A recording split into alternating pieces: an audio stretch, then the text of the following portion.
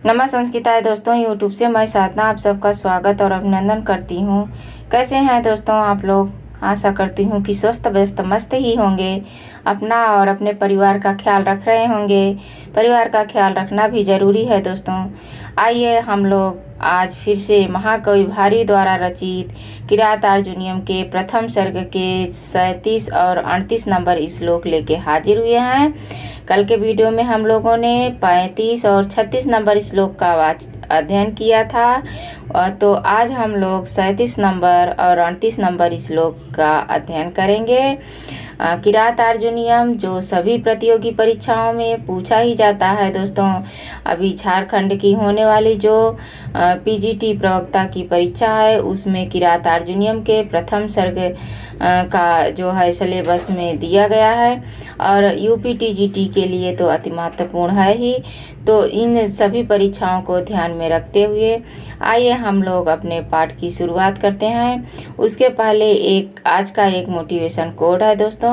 आज का motivation code है, इतिहास सोते वक्त सपने देखने वाले नहीं रचते।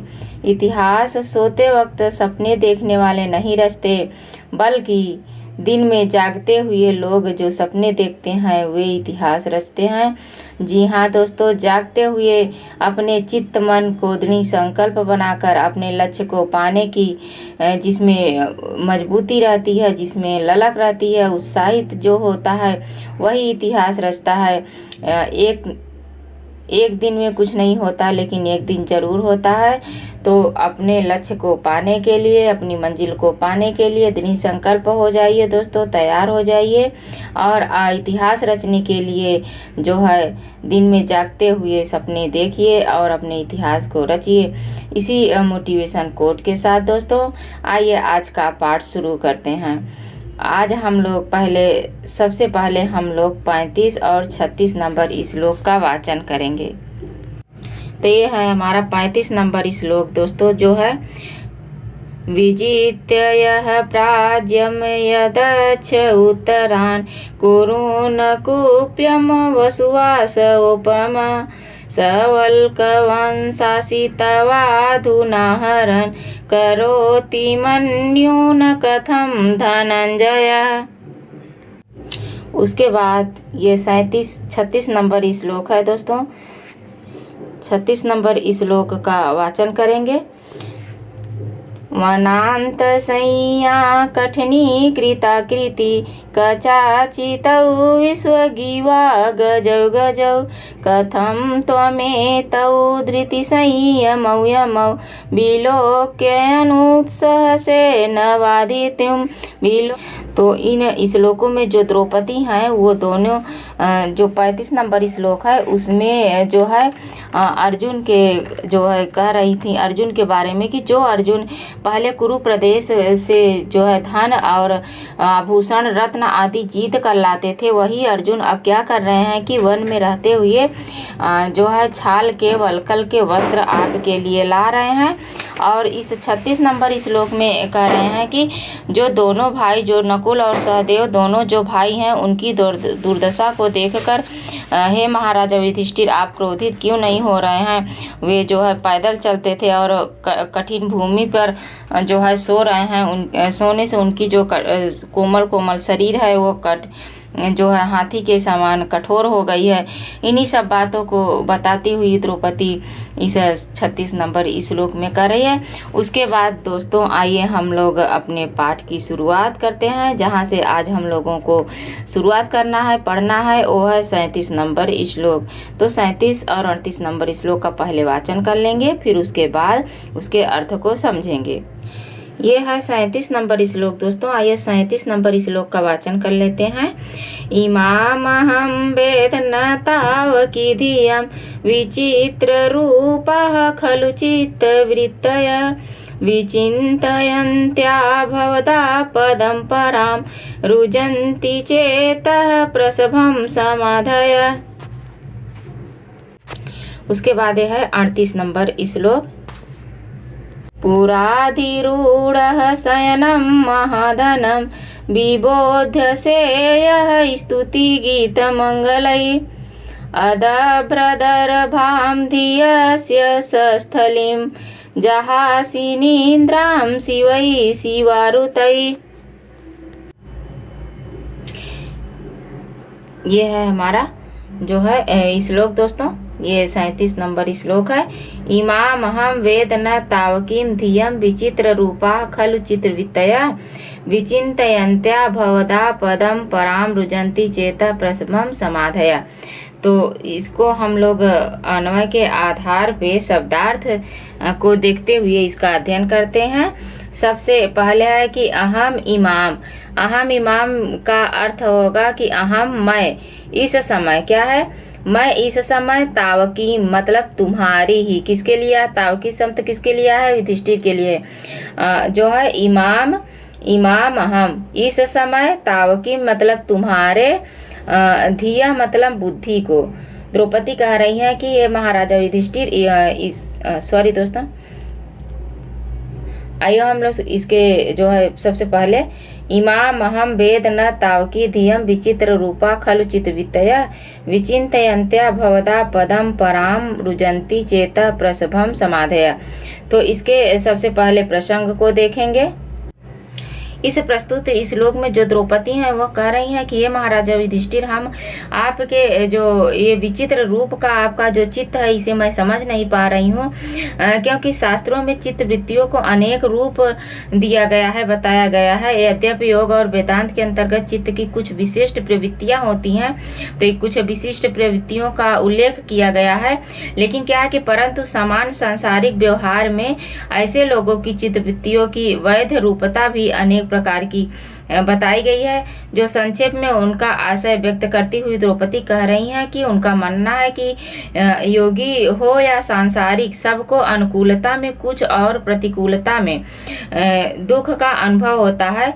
यदि ऐसा न होता तो वहाँ अवश्य ही असामान्यताएं और विचित्रता तथा आश्चर्य को उत्पन्न करने वाली दशा उत्पन्न हो जाती।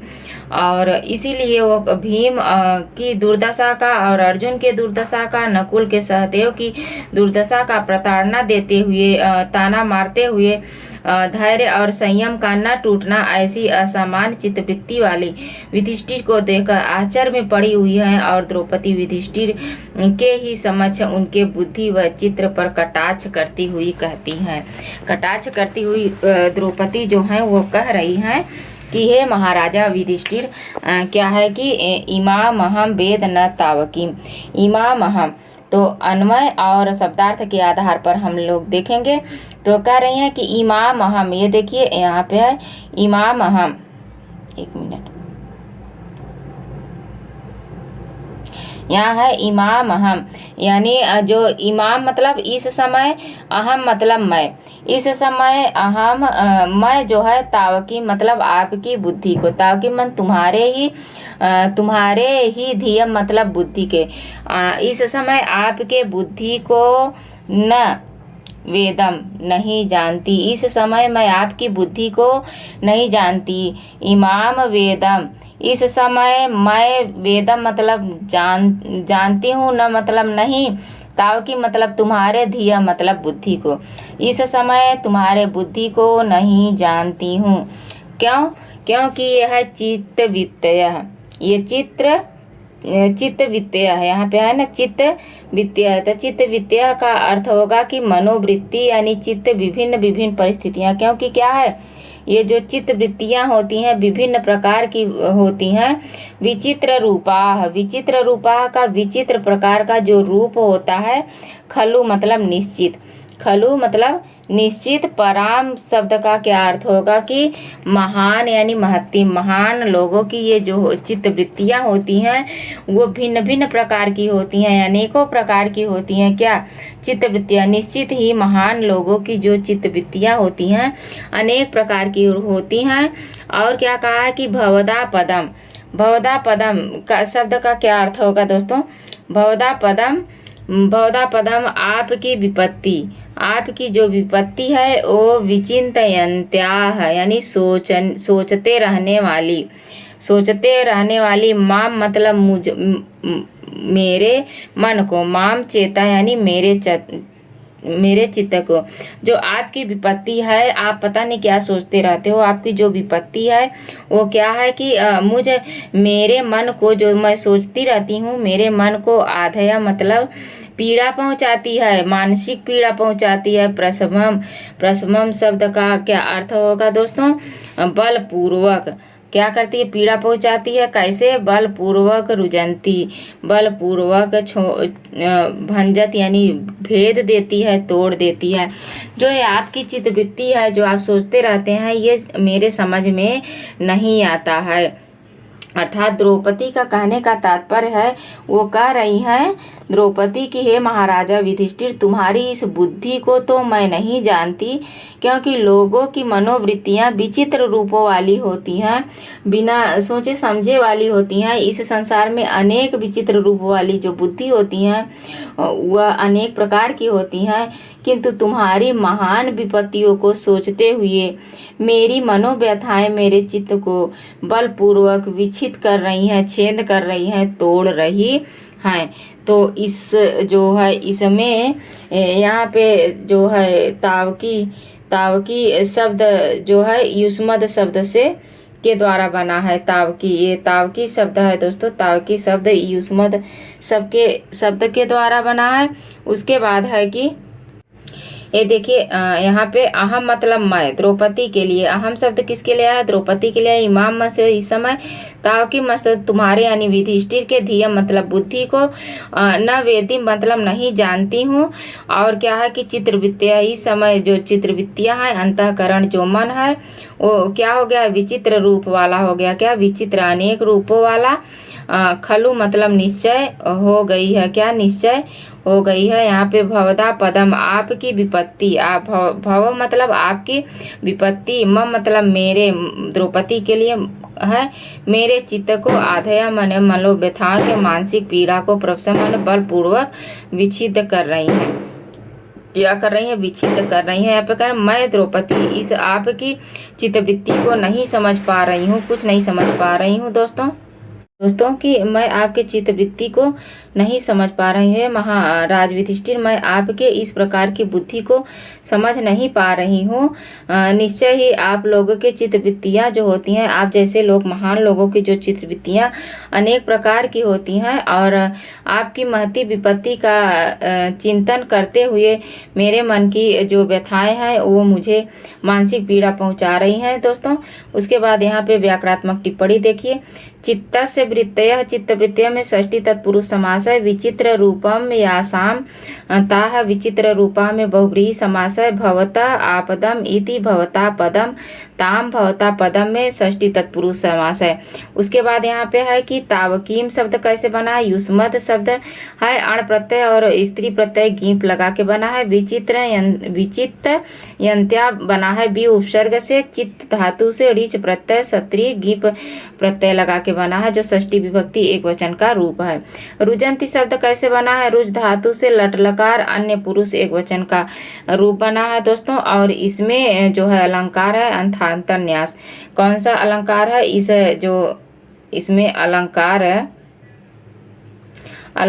है अर्थांतर। क्या है? अर्थांतर अलंकार है, सुक्ति होने के कारण इसमें अर्थांतर अलंकार है।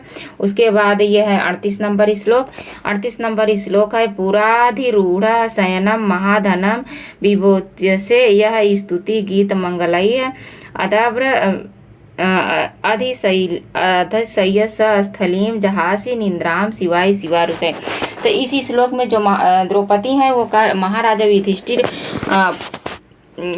की दुर्दशा का वर्णन करते हुए कह रही हैं कि पहले उन्होंने भीम के दुर्दशा का वर्णन किया है, उसके बाद अर्जुन के दशा का वर्णन किया, उसके बाद उसके बाद अगले तीन श्लोकों में उन्होंने सभी भाइयों के दुर्दशा का वर्णन किया है।